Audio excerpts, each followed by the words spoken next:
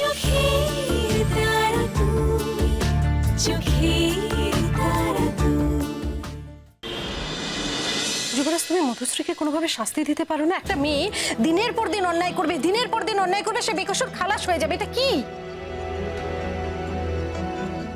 সাধারণ ওর dedication. Dedication মানে? ওর dedication? Dedication নয়, কি বলছো তুমি?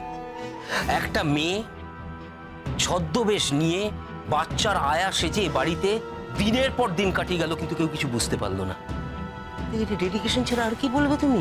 হ্যাঁ, কেউ প্রমাণ পর্যন্ত আমরা করতে পারলাম না। আর একদিকে হচ্ছে ওর ডেডিকেশন, আর একদিকে হচ্ছে ওর ভয়ঙ্কর সুন্দর একটা প্ল্যান। কোনো রকম ত্রুটিও করে যায়নি। যে মেয়েটা এ বাড়িতে আয়ার ছদ্মবেশে ছিল, আমাদের কাছে কোনো প্রমাণ আছে যে সে মধুশ্রী? বা আমাদের কাছে কোনো প্রমাণ আছে যে সেই ওই বাচ্চাটাকে কিডন্যাপ করেছে? হ্যাঁ, তাই জন্য তো পুলিশের কাছ থেকে সে বেকসুর খালাস হয়ে গেছে। উল্টো দিকে আমাদের যদি খুব স্ট্রং কিছু প্রমাণ না থাকে, আমরা কিচ্ছু করতে পারবো না। হ্যাঁ, আমি বুঝতে পারছি না যুবরাজ, উল্টো দিকটা স্ট্রং হতে বাধা কোথায়? দাদা, বাধা প্রমাণ সংগ্রহে। ওই যে বললাম, কোনো প্রমাণ রাখিনি। তার মানে এই কেসের কোনো মীমাংসা হবে না? অ্যাটেম্প টু মার্ডার কেসে সারা জীবন আয়ুষ জেল খাটবে, তাই তো? না অপূর্ব, আমি সে কথা বলিনি।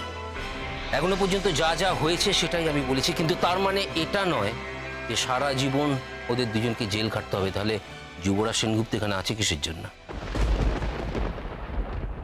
তোমার কথা শুনলে এখনো বড় ভরসা হয় যুবরাজ। মনে হয় এখনো সব আশা শেষ হয়ে যায়নি, কিছু বাকি আছে।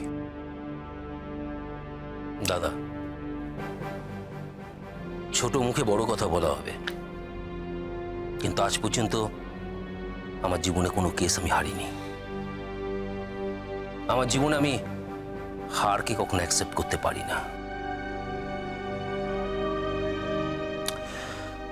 আমার যতদূর মনে হচ্ছে যে কেসটা কোর্টে উঠবে, আর আমি চাই কেসটা কোর্টে উঠুক। তার কারণ ওই মধুশ্রী লয়ারের সঙ্গে আমি মুখোমুখি দেখা করতে চাই। আমি দেখতে চাই যে সে কত বড় লয়ার, যে সমস্ত সত্যিকে সে মিথ্যেতে পরিণত করবে। দাদা, ওরা যে লড়াইটা লড়বে সেটা হবে মিথ্যের লড়াই, আর আমরা যে লড়াইটা লড়বো সেটা হবে সত্যির লড়াই। আর আমার উপর ভরসা রাখুন, আপনি দেখবেন জিত হবে সত্যের, জিত হবে আমাদের। তুমি সত্যি বলছো যুবরাজ আঙ্কেল? আয়ুষ, একটা কথা মনে রেখো, নিজে নিজে সিদ্ধান্ত নিয়ে কোনো কাজ তুমি করবে না, কিন্তু